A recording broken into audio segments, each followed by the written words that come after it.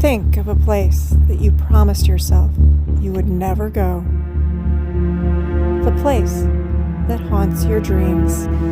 For me, that place was a land of windswept alpine tundra, with rocks as far as the eye could see. A place that could claim lives in an instant. A place named Black Bear Pass.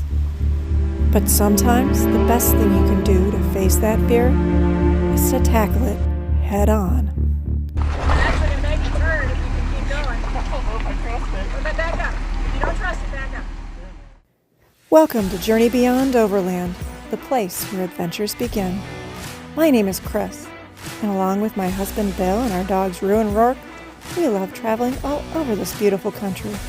And today, we're going to the place I said I never wanted to drive, Black Bear Pass. Good morning. I'm Chris with Journey Beyond Overland, and this is my husband Bill. He's driving as usual. We are out this morning starting up Black Bear Pass. This is an iconic trail near Ouray, Colorado. Make sure you're ready for it and you know what you're getting into before you drive it. There's a very innocuous entrance on the main road off of 550. It is a one-way trail from the top down to Telluride, so make sure you're going the right way. This nondescript section of gravel and dirt is the eastern end of the road to Black Bear Pass. There's nothing big or fancy about this place. No flashing arrows or big X to mark the spot. Just a nice open patch of gravel where adventurers can air down before heading up the mountainside. It's a beautiful day out here. It sounds like maybe we'll have rain after 1 o'clock this afternoon, but we're hoping that that'll give us plenty of time to get up and over the pass and down the worst to the other side, possibly into Telluride for lunch before the rain comes. Thanks so much for joining us.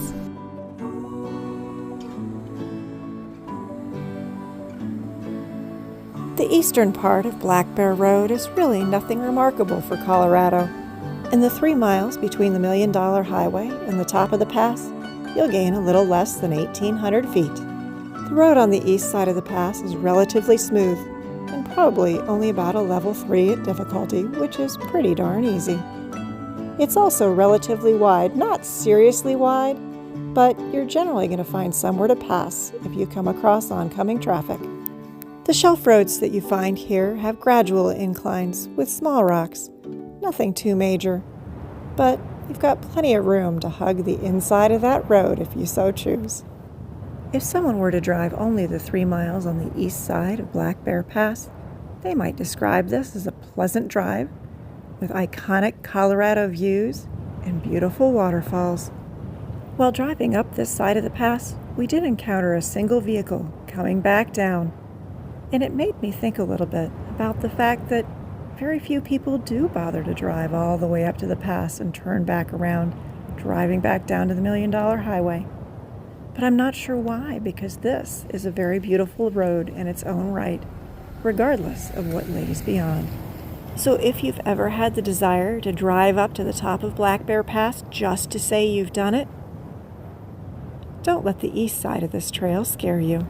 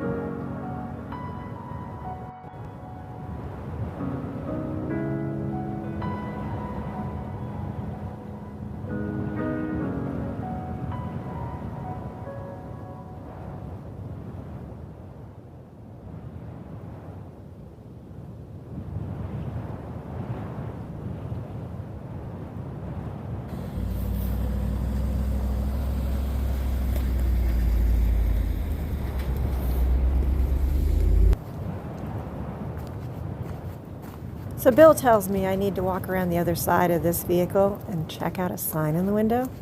So we're going to walk around here. No signs in the front. Oh, there's a sign in the back. Can't quite read it yet.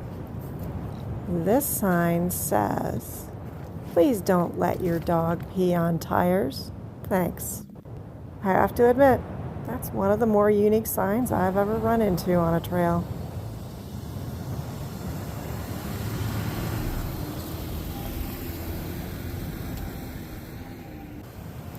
I've described the trail this far as pleasant, easy, scenic, so it might get you wondering, why in the world is this place, of all places, the one that I said I would never drive? The truth of the matter is that if you say the words Black Bear Pass to any experienced off-roader, no one is ever going to tell you it's an easy and scenic trail. Instead, it might be described as precarious, treacherous, harrowing, extreme, infamous, hazardous, terrifying, one of the most dangerous roads in the United States, with a reputation for killing people. In fact, there used to be a sign down on the $1 Million Highway where you got onto this road that said, "You don't have to be crazy to drive this trail, but it helps." And that might be just one more reason why, although the east side of this pass is beautiful and scenic and relatively easy to drive, very few people drive up here just for this view. Instead, experienced off-roaders drive up here because beyond this point, you'll find narrow shelf roads with unnerving, jaw-dropping drop-offs and ridiculously tight switchbacks, which means you'll also find phenomenal views, a thrilling adrenaline rush, and heart-stopping adventure. So it's a good thing Bill and I weren't just here for the view, because right now, there really just wasn't one. As soon as we started down the west side of the pass, we could already hear the radio chatter of people below us on those faraway obstacles. Driver, driver, driver, driver. Wait, wait. Driver, driver, driver, driver, driver. To driver. Hard driver. What you doing? Driver. What you doing? I don't have food for you. I'm just coming for a picture op. Yep, I'm just coming for a photo op. Slow, slow. Driver. Your tires aren't too close to some of those jagged edges. Just watch, make sure your tires don't get to the edges. Ready. Driver. Yes. Coming. Keep coming. Two. No, brother. No one. No one. Okay. So driving Black Bear today is one of those reminders that the trail isn't always going to be exactly what you expect. The weather's not always going to be favorable to you, but you should go anyway. You should go out and enjoy it anyway, because this is unique. Even though we're driving through clouds and we're driving through rain coming down the backside towards Telluride, every now and then the clouds break open and you can see a glimpse down the valley. And quite honestly, maybe I won't be able to see the huge, scary drop-offs, and maybe that'll be better for me. And then Bill will make me do this again someday if we can't see them. But we've also found there are a couple other Jeeps on the trail with us today, folks we don't know. So we're kind of sticking close together. Everybody's sticking a little bit closer together. It's a little more intimidating when you've got the rain and it's a little wet. So go out and enjoy anyway, because that may be your only chance to enjoy it, and it's still going to be a unique and fun experience that you can look back on and say, I remember driving Black Bear when it was raining and clouded in, and every now and then the sky would just open up and you'd get these beautiful views. Oh, that's worth it. I don't know if you can tell from this. You can see Telluride now. The clouds have cleared just enough. It's right there, down the mountains. So we'll get there at some point today.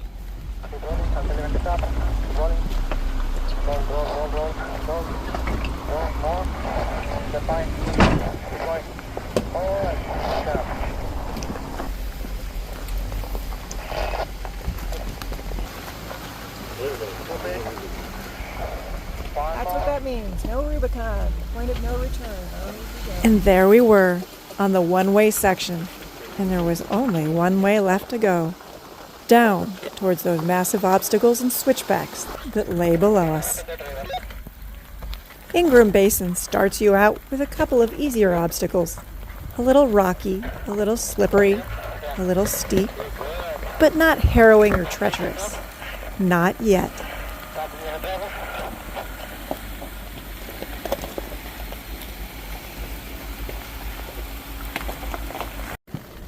All right, so we're past the one-way section. We're headed down towards Telluride. It's still raining. There are 3 Wranglers ahead of them. 3 Wranglers ahead of us. 2 of them are 392s, and then the other's just, I think it's a regular Rubicon. Yep. It's funny to say it's a regular Rubicon, because Rubicon's still really impressive. There are also 2 bikes up here with us that are ahead of the Jeeps. Unfortunately, it's slick enough that one of the gentlemen looks like he slipped and he fell, and the guy in the red Jeep, 392, helped him get his bike back up. He appears to be okay. The bike appears to be okay.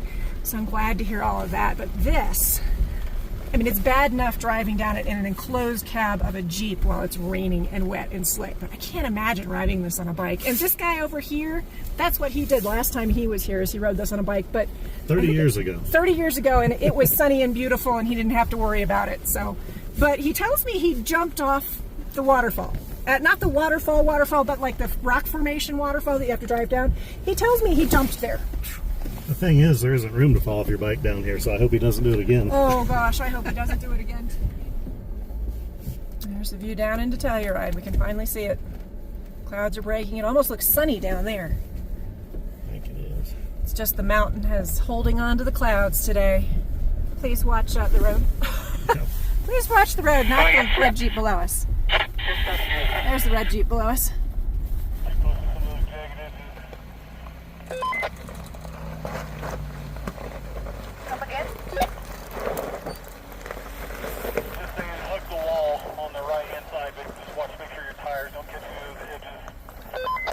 This is the first of several switchbacks, where a 3-point turn is pretty much mandatory. But this is nothing compared to what's down below the steps. You might be tempted to think that Bill's doing a multi-point turn here because he's driving a long wheelbase Gladiator. But that is absolutely not true. As you'll notice in just a minute, several shorter wheelbase vehicles also have to do that multi-point turn. Keep going back around the next switchback. I'll have to walk it. Got another Jeep coming down behind you.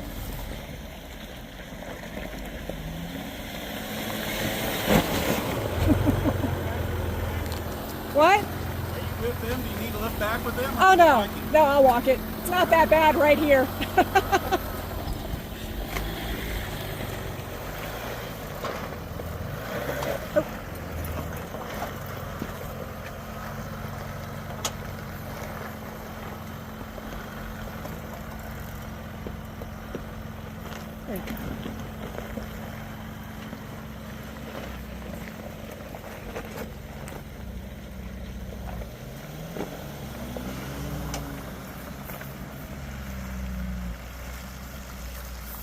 You're going to love the vehicle behind that Jeep.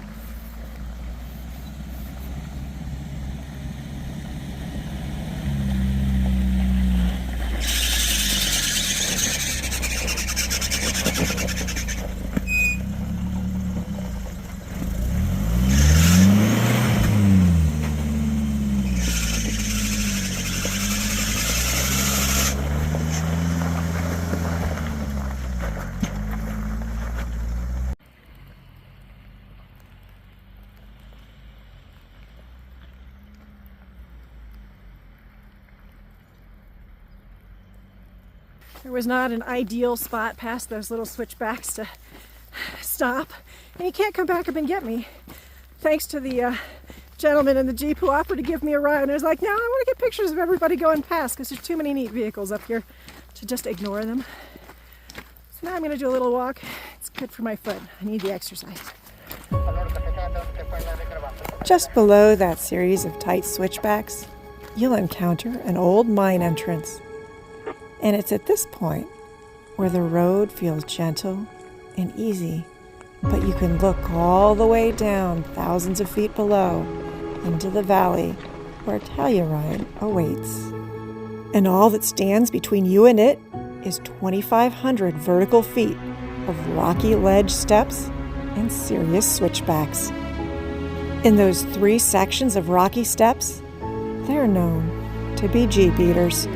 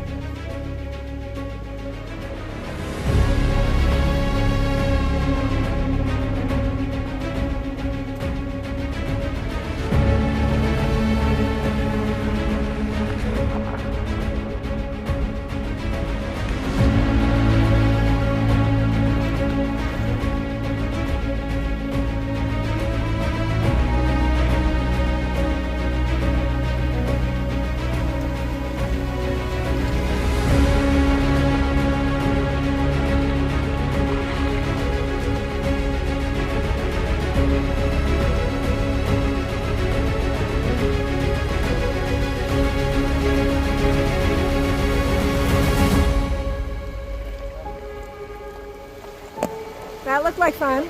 24 degrees roll.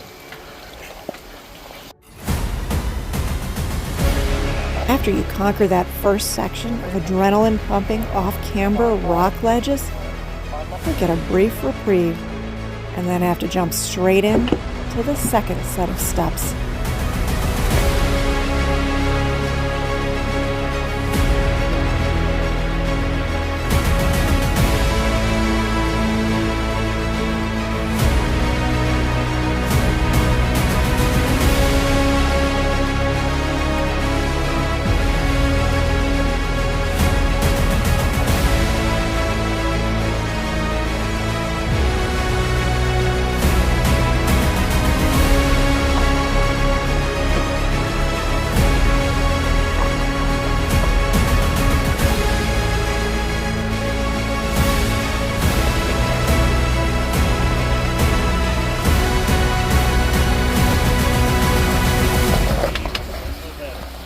Gosh, you're awesome.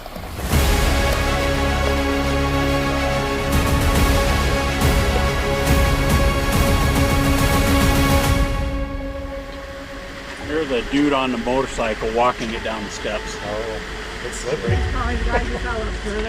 There's, two motorcycles, Yep. and they walked them both down. They walked the first one down, came back, walked. Oh, absolutely. No, after the first guy fell off there too, and with it being the slick. So these guys are all on their ass. I'm like, forget that, man. I guarantee you by the time I'm ready to go, I'll catch up to them at the first corner anyway. Oh, yeah.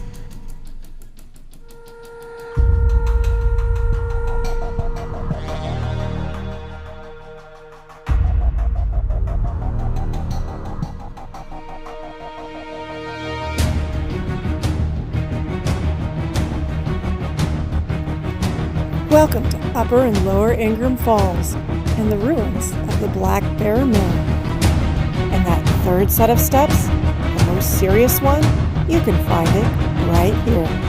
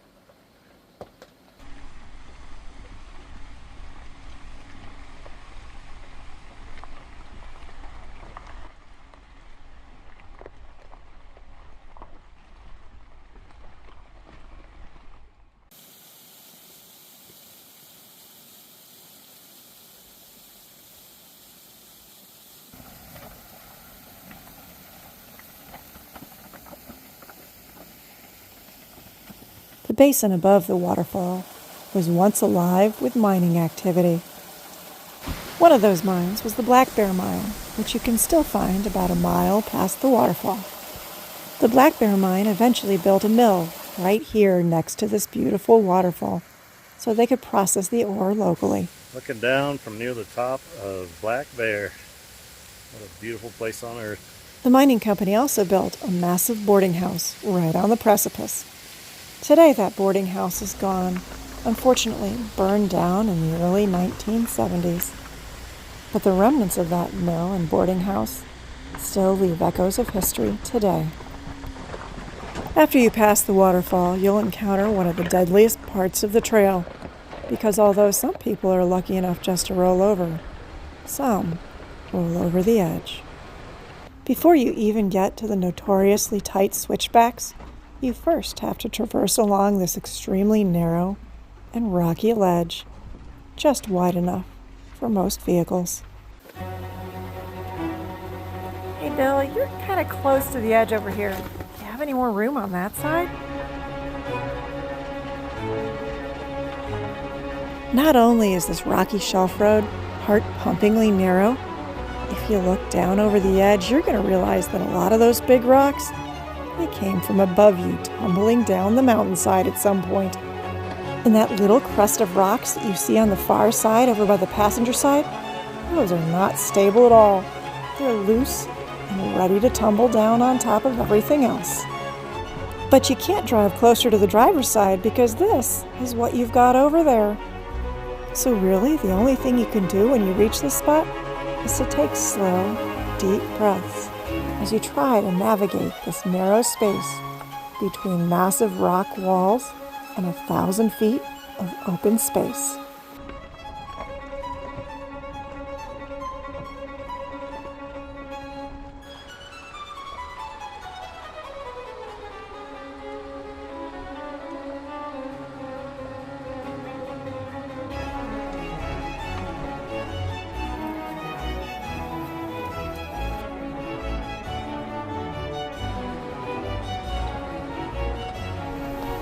Still got about a foot. You need to start going left about now. Not that far. You can go a little less left. And you can go straight. You got room on this side now.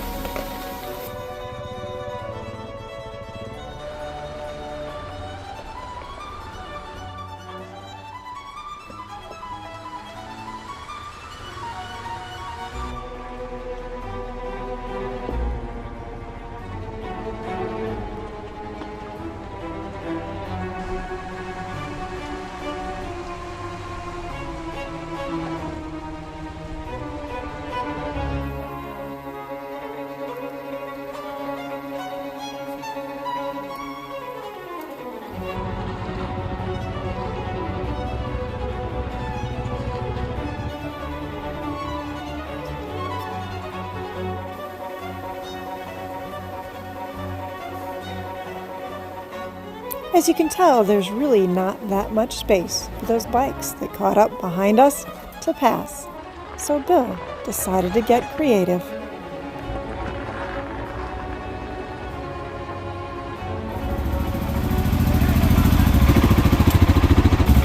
Welcome. Be safe.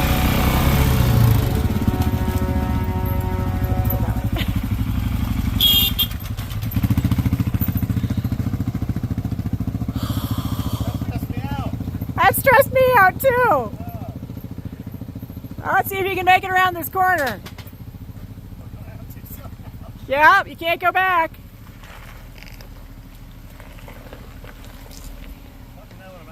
I'm watching.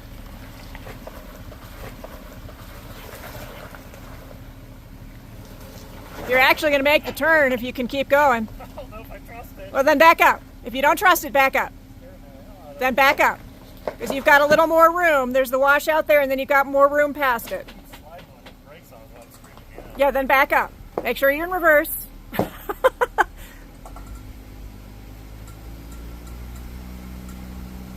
Did it fall into neutral? No, it didn't fall into neutral. Didn't want to turn. Yeah, I noticed. Because you're kind of off camber right there.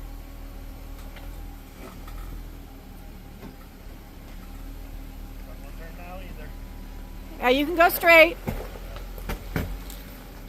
You got room. You still got a couple of feet. Can you see it? You're still good on this side. Yeah, it's just going up on that right side, isn't it?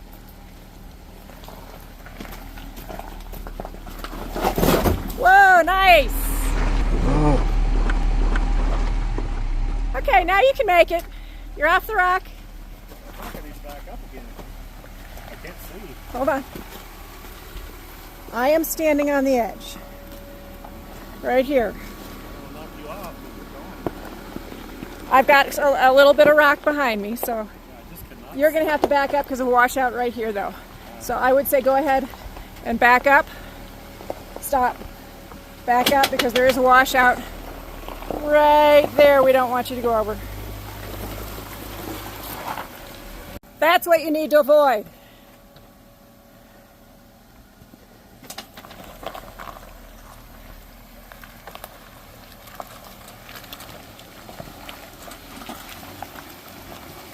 Woo! One down. 40 to go. So in case you're curious, he fell off of that rock. He drove over that. You can see where his tire came down. It was steep. Yeah, think about everything you're doing. Where's my feet? Which gear am I in? Which direction am I going? Take your time. This route was actually the original mule route up to the mines above Ingram Falls. And I'm pretty sure that it wasn't nearly as well maintained as it is today. The slope here is so steep that it's constantly in threat of avalanches, mudslides, and rockfalls. And the snows of winter can get extraordinarily deep, which is why this road is only open a couple of months each year. In bad years where there's been an avalanche, rockfall, or mudslide, this road might not open at all.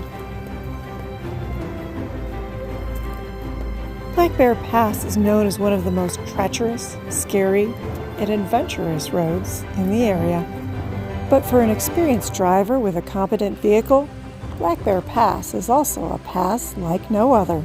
An amazing adventure not for the faint of heart, with breathtaking scenery and steep drop-offs.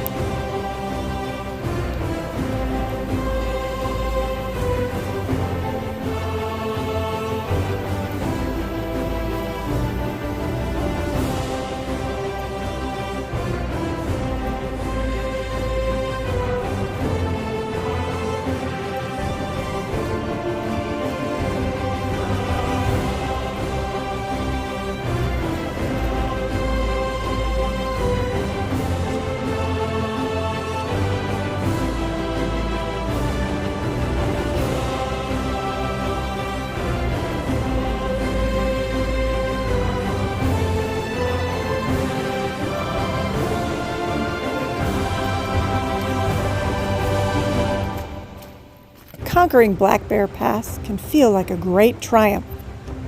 But if you listen to the whispers in the wind, you'll also hear the stories of those who didn't make the turn or stay on the road.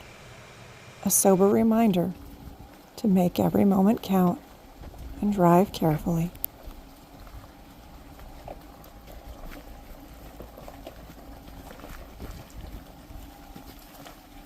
Just don't fall off the edge of the road. It's a long way down. It's a pleasant walk, but driving it, that's something entirely different. There's a big storm coming in. We'd like to get down off of here before it comes. It's not raining yet. Big dark clouds. These switchbacks, expect to have to go back and forth a couple of times, especially if you're long wheelbase like we are. He's been doing fine with them. Some of them are closer than the others. I think we're past the worst of them. Knock on wood. I say that, now watch, it'll be miserable. But we're getting down towards the bottom. I'd say we're probably about halfway down the switchbacks at this point. This is a beautiful place. This is worth driving. You know what you're getting into, because I don't know if I could drive this. Maybe, just like Bill, I'd probably have my knees knocking together up on that waterfall ledge that you have to come down, because it's a lot steeper than it looks.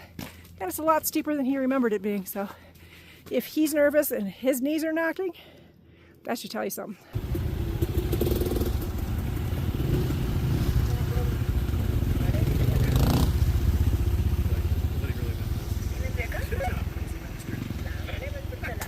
Is that what you think they're saying? That is safer, I'm telling you right now. It probably is safer on this one. If you know how to ride a bike, that's safer.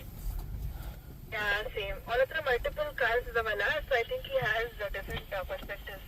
So like it helped on You know what I think? Yeah. I think we had to change channel.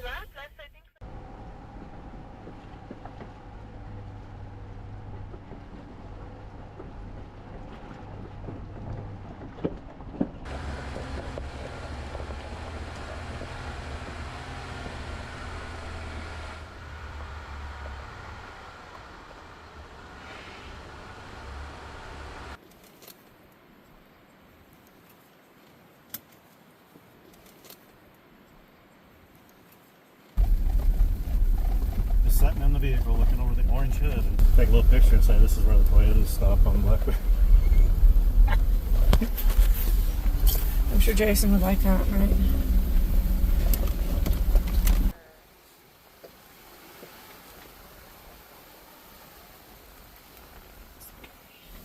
There, now you can see the waterfall. Ah, it's beautiful. You could say, we went to Switzerland over the weekend. Check it out. It looks like it. In 1907, the manager of the Smuggler Union Mine convinced the board that they needed a hydroelectric power plant built right here on this cliff's edge. He also decided that he was going to build his own summer residence right above it. The most recent tenant, Eric Jacobson, spent 3 years restoring the hydroelectric power plant and the residence, where he and his family resided until 2012.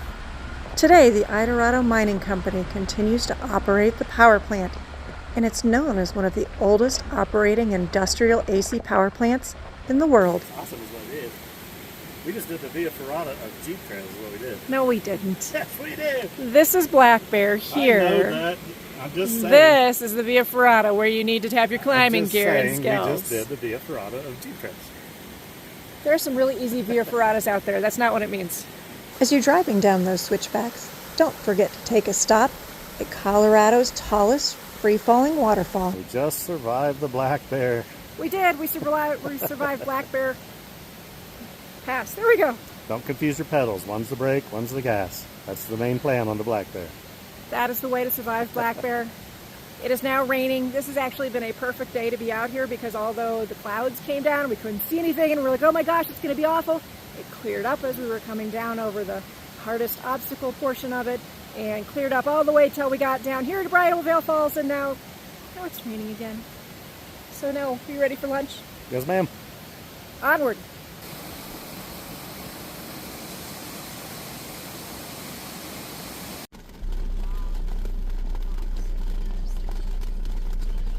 Nebraska is going up there? This is a whole different world for him. This is a very different world from Nebraska. Bill and I had every intention of stopping in Telluride for lunch. But if you know anything about parking in Telluride, even on a weekday, it's really just not worth it. So instead, we took the advice of the local gas station, and we ended up eating lunch here. What do you think, Bill? I did a pretty good job making this on the camp stove. You made this on the camp stove too? Wow, I'm really impressed. Did you make mine on the camp stove? Yep. Nice. Yeah, we should probably have made this. Probably could. And I've never tried this before, but it is excellent. With lunch now behind us, we decided we'd try to take the scenic route back towards Ouray.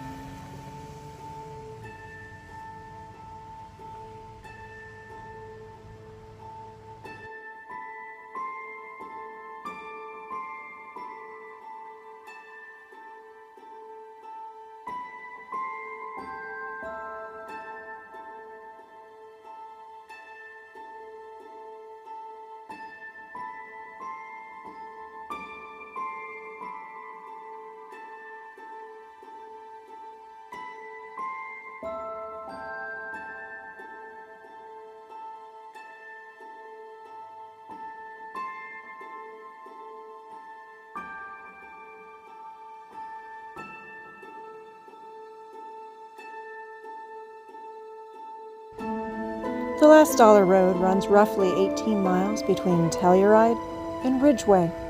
It's generally regarded as a very easy trail, unless the rains come down, and then it can become impassable. It's known for its beautiful vistas and massive stands of aspen trees.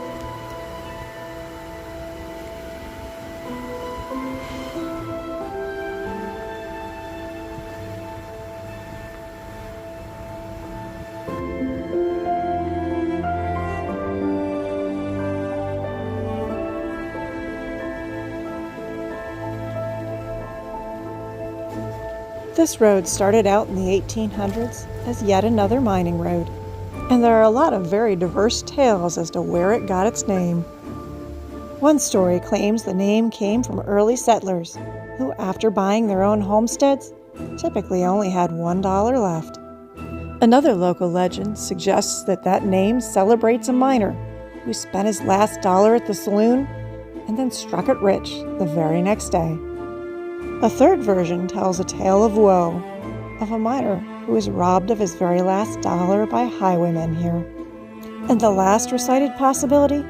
That possibility is that this road was named for the last dollar that a miner would carry in his pocket, so that if his venture were to fail, he could pay the toll on the toll road to get back home again.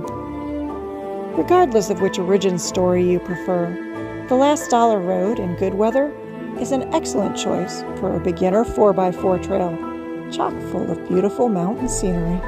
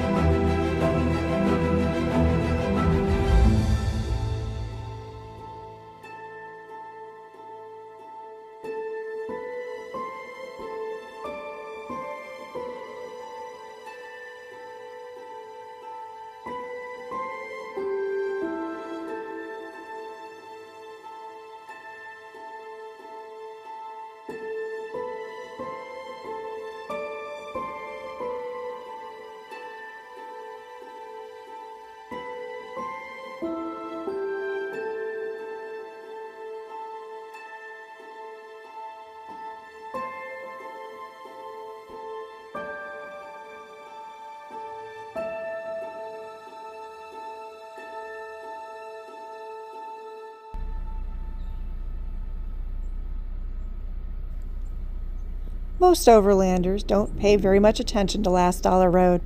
It's kind of out of the way, inconvenient, and it's a fairly easy road when it's not raining. But I'll tell you this, that middle section before you hit the private ranch lands boasts some spectacular dispersed camping. In fact, we almost decided to disperse camp there, but we had so much of the day left that I wanted to press on so we'd be closer to the next day's trail. And so Bill humored me, and on we went back towards Ouray. And this time we decided we'd try something new.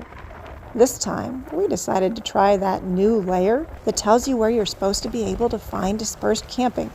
But I'll tell you this, it doesn't always work quite the way you expect it to. So you do want to know that all of the areas that are marked as possibilities for dispersed camping on OnX, this is a new feature they recently added. Doesn't mean you're going to find any actual campsites or places you can camp there. We were hopeful that there would be something up here towards Cutler Mine. It's marked as legal for dispersed camping. There's not a single place you can camp on this trail. It's very, very steep, it's very off-camber, and I don't remember seeing anywhere you could even pull off to the side. There were maybe 2 turnaround points on the way up. You're not going to camp there, they're tiny. So just because it says that dispersed camping may be legal in an area, don't assume you're going to find a camp spot. And that's how we ended up camping at a familiar old campsite just outside Ouray.